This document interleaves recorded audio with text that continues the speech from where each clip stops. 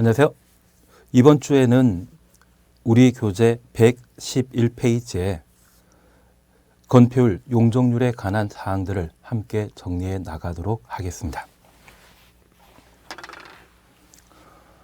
지난주에는 우리가 용도 지역과 관련된 사항들을 함께 공부하셨는데, 여기 용도 지역은 도시군 관리 계획과 관계된 사안이었습니다.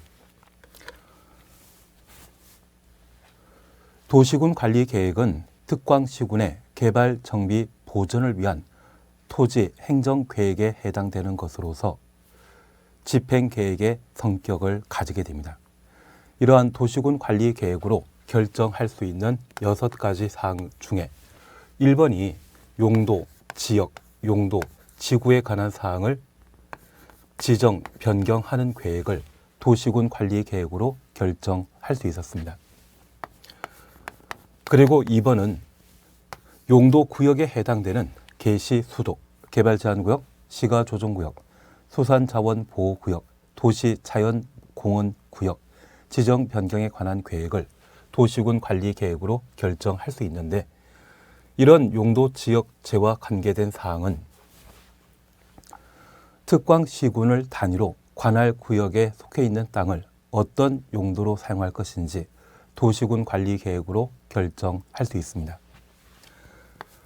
우리 공법과 관련된 학습 방법은 항상 대상과 절차에 관한 사항들을 함께 정리해 나가시는 게 필요했습니다.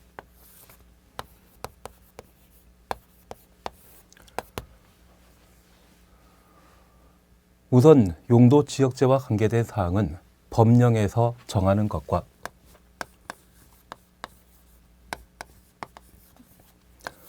조례로 용도 지역을 추가 세분하는 경우가 있었습니다. 여기 법령에서는 지금 토지 이용 상황이나 장래 토지를 이용할 가능성을 고려하여 도시 지역과 비도시 지역으로 구분하고 있는데, 비도시 지역은 총 5개로 세분하게 됩니다. 계획관리지역과 생산관리지역, 보전관리지역, 그리고 농림지역, 자연환경보전지역으로 구분하게 되는데, 현재 토지 이용 상황 등을 고려하여 계획관리지역으로 지정할 대상, 생산관리지역으로 지정할 대상, 보전관리지역으로 지정할 대상, 그리고 농림지역과 자연환경보전지역으로 지정할 대상을 도시군 관리계획으로 결정권자가 결정할 수 있고, 도시지역의 경우에는 많은 사람들이 거주하기 때문에 충분한 구분이 필요합니다. 그래서 개발 가능한 주거지역, 상업지역, 공업지역과 비개발 대상인 녹지지역을 세분하여 구분했었습니다. 그리고 최근 개정된 사항으로 도시지역인 주거지역, 상업지역, 공업지역, 녹지지역에 대해서는 국장을 뺀 시도의사, 대도시장은 도시군 계획조례가 정하는 바에 따라 추가 세분할 수 있다. 그 정도를 함께 보셨습니다. 지정 절차와 관련되어서는 원칙과 예를 함께 구분하시면서 국토교통부 장관, 시도지사, 대도시장, 결정권자이죠. 결정권자는 도시군 관리 계획으로 용도 지역을 지정, 변경할 수 있습니다. 그리고 예외에 해당되는 것으로서 첫 번째, 조례로 도시지역을 추가 세분하게 되면 국토교통부 장관 뺀 시도의사, 대도시장이 도시군 관리 계획으로 결정할 수 있으며, 바다인 공유 수면을 매립하게 되었을 때 그 매립구역이 이웃한 용도 지역의 지정 목적과 같으면 도시군 관리 계획의 위반 결정 없이 매립구역에 대한 준공, 인가, 일날 이웃한 용도 지역으로 지정된 것으로 본다. 국토의 계획 및 이용에 관한 법률에 따라 고시는 특광시군이 따로 했었습니다. 그래서 공유소유 매립과 관련되어 매립구역과 이웃한 용도 지역의 목적이 동일한 때에는 입안 결정 절차까지는 생략하고 고시는 특광시군이 따로 했던 것을 구분해 놓습니다.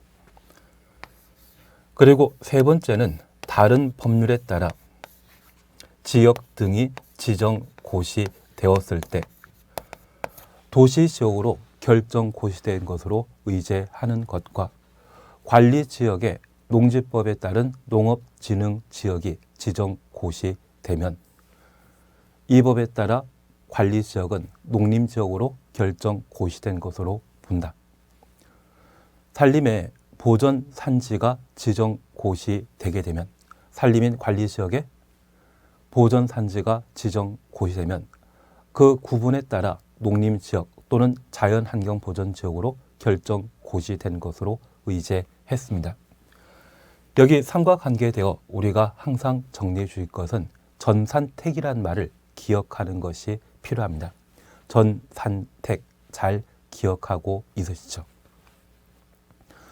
특별히 전산택과 관련된 개발 사업이 완료되어 택지개발지구 등이 해제되게 되면 도시지역으로 계속 유지되지만 개발 사업이 미완성하여 택지개발지구가 해제된 때에는 종전 용도지역으로 환원되었습니다. 환원에 관한 문제도 꼭 한번 정리해 주시는 게 필요했습니다. 그러면 도시군 관리계획의 결정권자가 특광시군의 관할구역에 속해 있는 토지에 대해 용도지역을 지정했다면 또는 변경했다면 이는 공공복리, 공익을 위한 것이었습니다. 지정된 용도지역 목적대로 개별 토지 소유자가 해당 토지를 사용해야 되는데 이를 어기는 경우가 있습니다. 위반하는 경우가 발생합니다. 그를 방지할 목적으로 용도지역 등을 지정하게 되면 토지 이용과 건축물의 건축, 그리고 건폐율, 용적률, 높이 등을 제한하고자 행위 제한을 가하게 됩니다. 여기 행위 제한과 관련되어서는 용도지역 등의 지정 목적을 달성하기 위한 공법상 규제에 해당되는 것으로서 이 행위 제한은 국토의 계획 및 이용에 관한 법령에서 행위 제한을 이미 결정하게 됩니다. 용도지역의 지정 변경에 대해서는 도시군 관리 계획으로 결정할 수 있지만, 지정할 수 있지만 그 행위 제한에 대해서는 도시군 관리 계획으로 결정하는 것이 아니라 국토의 계획 및 이용에 관한 법령에서 이미 정해져 있다는 것을 파악해 놓습니다. 우리는 행위 제한과 관련되어 첫 번째 기억하시는 것이 개별 용도 지역마다 건축할 수 있는 건축물의 종류, 건축 제한에 관한 사항들을 함께 정리하셨는데 위락시설은 상업지역에만 건축할 수 있다. 아파트 건축할 수 있는 곳과 건축하지 못하는 곳, 그리고 근린생활시설 중에 제일종 근린생활시설은 모든 용도지역에 건축할 수 있지만 2종 근린생활시설의 경우에는 전용 주거지역에는 법령, 조례상 건축할 수 없고 2종 근린생활시설의 경우에는 최소한 전용 주거지역은 건축할 수 없으며 일반 주거지역의 경우는 법령상 건축할 수 없는데 조례에서는 예외적으로 2종 근린생활시설에 건축이 가능합니다. 우리 주택가 주변에 흔히 볼 수 있는 상가 건물이 있다고 하면 그 상가를 모두 근린생활시설이라 표현하게 됩니다. 이러한 근린생활시설은 생활에 꼭 필요한 것은 일종 있으면 좋고 없어도 상관없는 것이 있다면 2종 근린생활시설인데 2종 근린생활시설은 전용 주거지역에는 법령, 조례상 건축할 수 없지만 일반 주거지역의 경우는 법령상 건축할 수 없고 조례상 가능하다라는 것을 꼭 한번 구분해 놓습니다. 나는 학교도 잘 정리해 놓고 있으시죠? 숙박시설, 묘지 관련 시설 이러한 것들을 각각 정리하시는 게 필요했었습니다. 그래서 건축제한과 관련되어서는 반드시 6개의 건축제한에 관한 사항들을 정리해 주시는데 이걸 우리가 외우고 한 주 뒤에 저를 보게 되면 기억이 가물가물합니다. 자주 봐서 눈에 숙지시켜 주시는 게 필요하십니다. 그래서 우리 공부하는 목적이 시험에 합격하기 위한 것이 목적이기 때문에 다독하시는 게 가장 좋은 공부 방법이 아닌가 싶습니다. 그리고 건폐율과 용적률에 관한 규제에 관한 사항들을 함께 정리해 놓습니다. 여기 건폐율은 건축 면적과 관계된 제도로서 대지 면적에 대한 건축 면적의 비율을 건폐율이라 하고, 용적률은 대지 면적에 대한 지상층의 연 면적 비율을 용적률이라 표현하게 됩니다. 기본적으로 계산 공식에 관한 사항들을 정리해 놓으셔야만 관련된 문제가 출제되었을 때 당황하지 않고 문제를 해결할 수 있을 겁니다. 그래서 건폐율 용적률과 관련되어서는 반드시 계산 공식을 111페이지 상단부의 박스 속의 내용들을 꼭 한번 정리해 주시면 됩니다. 어차피 우리 시험에는 용적률과 건폐율 관련된 문제를 내게 되면 3개의 수치 중에 2개는 제시하게 됩니다. 용적률을 물어보건 연면적을 물어보건 둘 중에 하나를 물어보기 때문에 자주 문제를 풀어보시게 된다고 하면 관련된 문제는 쉽게 정리되지 않나 싶습니다. 이제 건폐율, 용적률에 관한 사항을 함께 살펴놓습니다. 현재 건폐율과 용적률은 건축 면적과 연면적을 좌우하는 제도로서 법령상 건폐율과 용적률의 상한을 정해 놓고 있습니다. 그 법령상 한계 중에 구체적인 건폐율 용적률에 대해서는 조례로 따로 정해 놓게 됩니다. 그래서 전국에 3종 일반 주거 지역이었을 때 건폐율 용적률의 법정 한도는 동일하지만 각 특광시군마다 특광시군의 개별 사정에 따라 조례에서는 건폐율 용적률을 따로 정해 놓게 됩니다. 그래서 부동산 개발 사업과 관련되어 구체적인 건폐율 용적률에 대해서는 법령을 뒤져본다, 조례를 살펴봐야 된다. 조례를 살펴봐야 됩니다. 다만 이 조례는 특광시군마다 서로 다를 수 있기 때문에 우리 시험에는 직접 출제되지 않고 법령상 건폐율 용적률 상한선에 관한 내용을 자주 시험에 묻고 있습니다. 작년 같은 경우는 출제되지 않았지만 기본적인 내용으로서 자주 시험에 출제되고 있습니다. 그래서 건폐율 용적률과 관련된 법정 한도를 함께 보십니다. 그러면 111페이지 반가로 3 용도 지역별 건폐율 용적률 찾으셨죠? 동그라미 1번입니다. 용도 지역 안에 건폐율 용적률의 최대 한도는 관할구역의 면적 등의 특성을 고려하여 국토의 계획 및 이용에 관한 법률이 정하는 범위 안에 대통령령이 정하는 기준에 따라 특광시군 조례로 정한다. 조례 동그라미 해놓습니다. 그래서 법령에서는 건폐율 용적률에 대한 한도를 정해 놓고 구체적인 건폐율 용적률에 대해서는 조례에 맡기도록 되어 있습니다. 조례에 관한 내용은 우리 시험에 나오는 것 아니죠. 그래서 법령이 정하고 있는 한도에 관한 사항들을 정리해 나가시게 되면 충분히 시험 문제를 해결할 수 있을 겁니다. 이쪽도 외운다 생각하지 마시고 자주 보시는 게 건폐율 용적률을 쉽게 정리할 수 있는 방법이 아닌가 싶습니다. 우선 112페이지에는 건폐율 상한선에 관한 내용을 각각 제시하게 됩니다. 도시역은 주상 공록으로 세분하고 있는데 그중에 주거지역과 관계된 사항들을 함께 살펴놓습니다. 우선 전용 주거지역은 1종, 2종으로 구분하고 있는데 모두 건폐율 50%입니다. 그리고 일반 주거지역은 1종 일반 주거지역과 2종 일반 주거지역은 60이고 3종 일반 주거지역만 예외적으로 50%입니다. 그래서 3종 일반 주거지역의 건폐율 한도인 50%를 동그라미 해놓습니다. 그리고 준주거지역은 70입니다.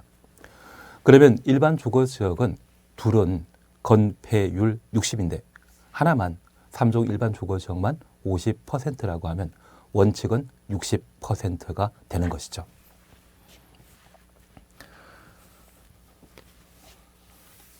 그래서 건폐율과 관계된 사항으로 우선 주거지역의 건폐율은 전1준입니다. 전용 주거지역의 경우는 건폐율 50, 일반 주거지역의 건폐율은 원칙적으로 60, 예외적으로 3종 일반 주거지역의 경우에만 건폐율이 50%입니다. 그리고 준주거지역은 건폐율 70. 따라서 주거지역과 관련된 건폐율은 5, 6, 7이라는 것을 파악해 놓습니다. 우리가 일상적으로 돌아다니시다 보면 전용 주거지역의 건물의 크기가 작은 반면 준주거지역의 경우는 건물의 크기가 상대적으로 컸습니다. 그러한 것들은 건폐율 차이에서 발생하는 것으로 파악해 주시면 충분하지 않나 싶습니다. 그래서 앞으로 주거지역의 건폐율은 5, 6, 7이란 말로 각각 대신하십니다.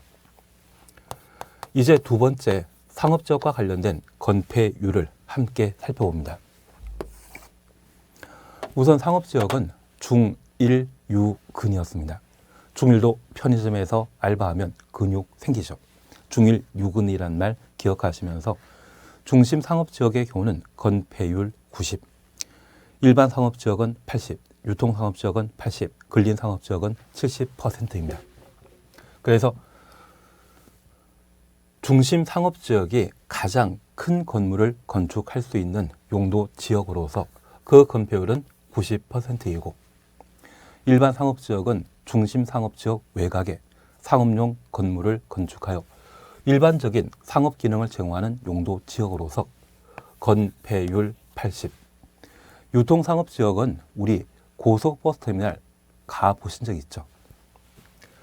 그러한 유통상업지역에는 큰 건물 건축할 수 있도록 건폐율 80 적용하고 근린상업지역의 경우는 건폐율 70%를 적용하게 됩니다. 여기 근린상업지역의 경우는 주택가와 가까운 곳에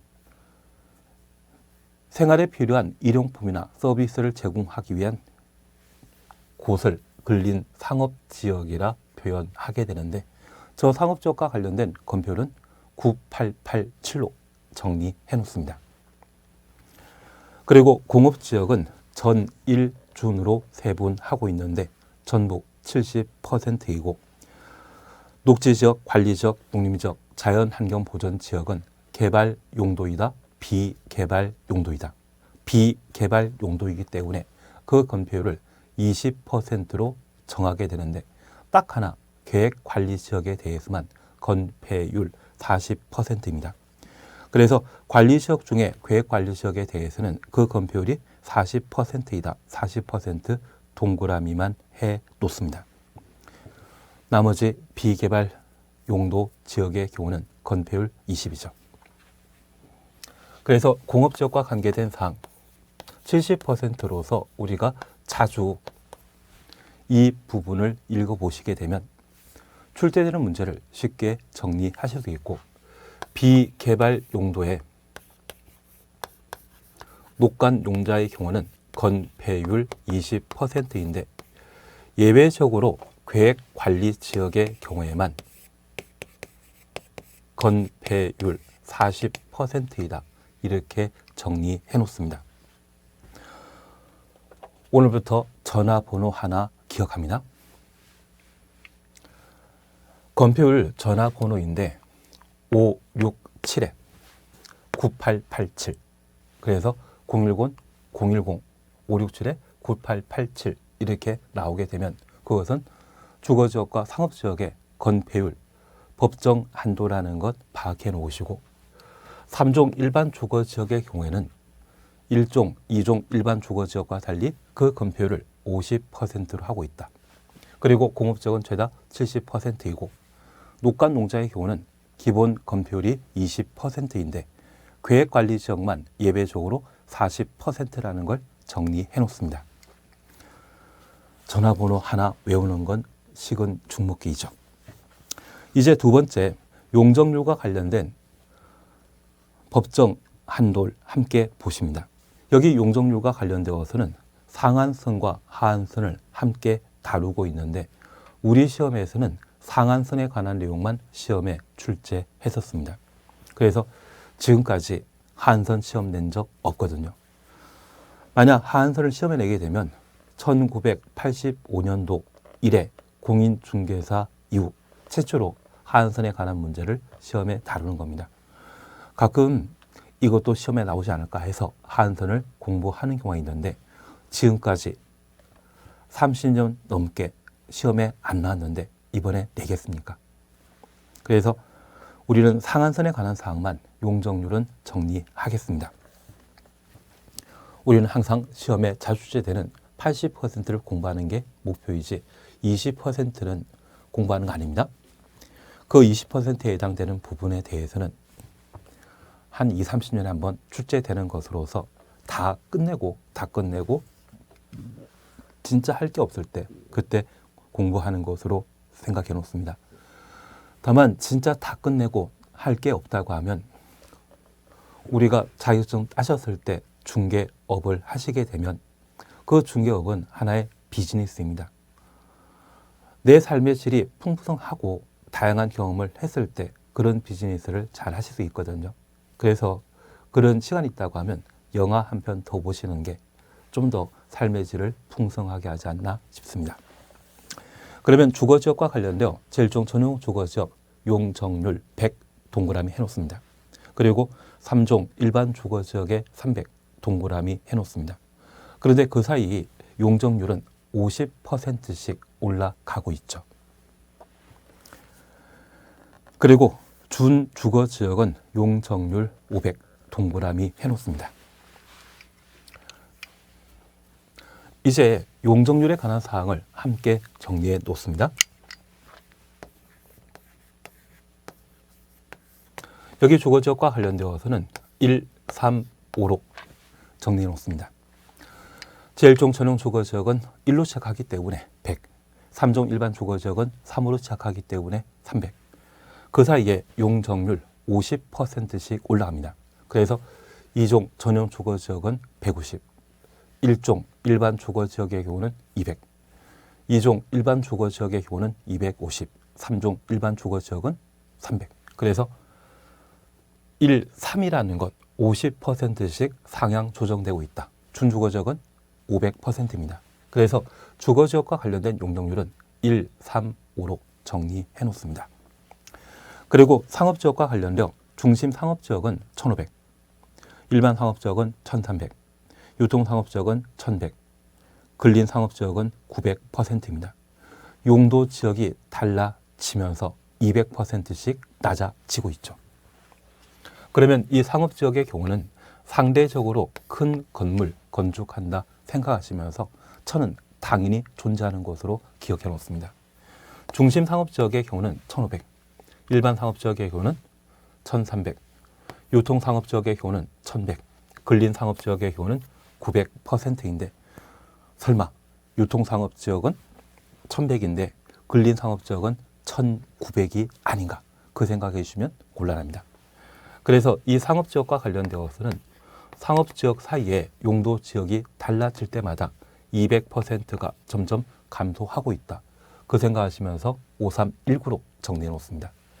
그래서 앞으로 용적률 전화번호 뭐냐 물어보면 135-5319입니다.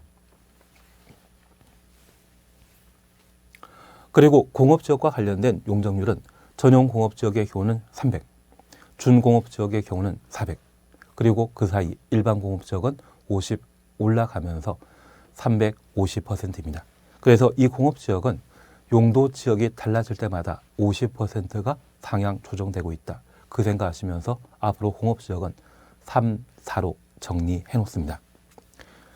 그리고 녹관 농자의 경우는 비개발 용도로서 기본 용적률을 80%로 정해 놓고 있는데 딱 세 곳의 경우에는 용적률을 100%로 정해 놓고 있습니다. 여기 녹지지역 중에 자연 녹지지역과 생산 녹지지역의 경우는 용적률 100 동그래 놓습니다. 여기 자연 녹지지역의 경우에는 제한적 개발 가능하죠. 그리고 생산 녹지지역의 경우는 농업 생산을 도모하기 위해 개발을 유보한 것으로서 농업 생산과 관계된 사안이라면 아마 온실 등을 만드는 게 목적일 겁니다. 그래서 생산 녹지지역과 자연 녹지지역의 경우는 예외적으로 용적률을 100%로 정해 놓고 있다. 그리고 계획관리적 용적률 100%입니다. 그래서 공업지역과 관련되어서는 용적률 3, 4로 정리해 놓으시는데, 최근 서울 같은 경우는 부족한 주택 문제를 해결하고 공급량을 상향 조정하기 위해 정부에서는 준공업지역을 준주거지역으로 용도지역 변경하고자 합니다. 준공업지역일 때는 용적률이 400%인데 준주거지역으로 용도지역 변경되게 되면 용적률은 500%가 되어 좀 더 큰 규모의 건물 건축할 수 있죠.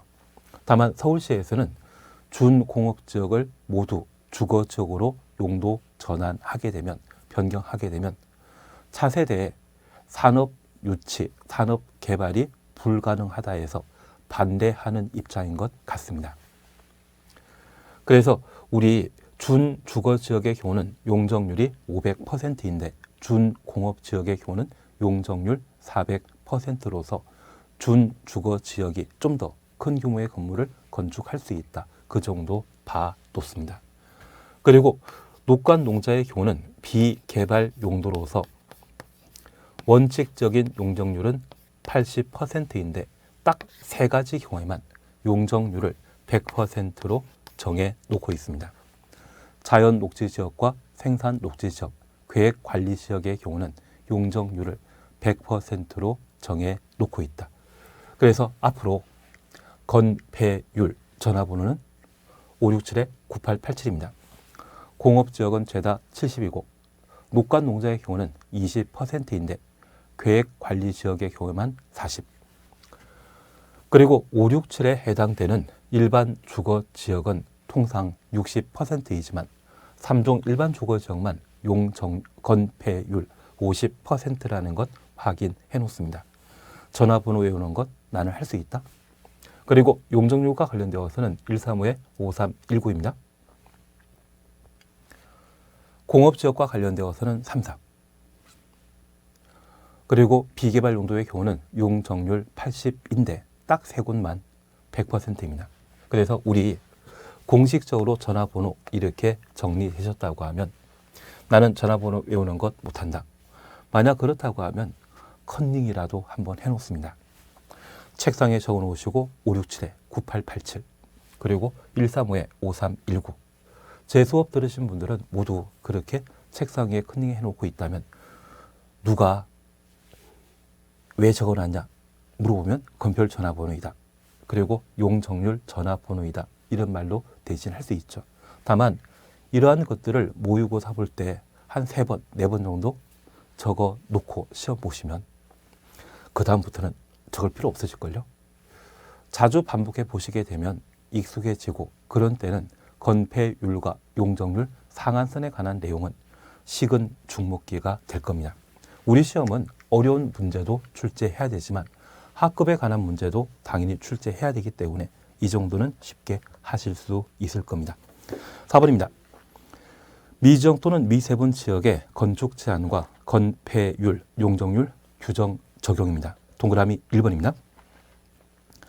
도시지역, 관리지역, 농림지역, 자연환경보전지역으로 도시지역부터 자연환경보전지역 가로 해놓습니다. 용도가 지정되지 아니한 지역, 아니한 추천놓습니다. 지역에 대해서는 용도 지역별 건축물의 건축 제한, 건폐율, 용적률 이것 행위 제한이죠. 그 행위 제한을 적용함에 있어서 자연환경보전지역에 관한 규정을 적용한다. 그러면 우리가 잠깐 이해해 주실 것이 있습니다. 용도지역 지정 절차와 관련되어 바다인 공유 수면을 매립하게 되면 매립 구역과 이웃한 용도 지역의 지정 목적이 같았을 때 도시군 관리 계획의 위반 결정 없이 매립 구역에 대한 준공 인가일날 이웃한 용도 지역으로 지정된 것으로 본다. 만약 서로 다르다고 하면 도시군 관리 계획의 절차 생략하는 거 아니죠. 만약 이런 경우라고 하면 원칙에 따라 결정권자가 매립구역의 용도 지역을 결정하도록 되어 있습니다. 이러한 도시군 관리 계획으로 위반하고 결정조사하고자 한다면 기초조사 등을 실시하여야 하고 그 기초조사 등에는 환경성 검토가 포함되게 됩니다.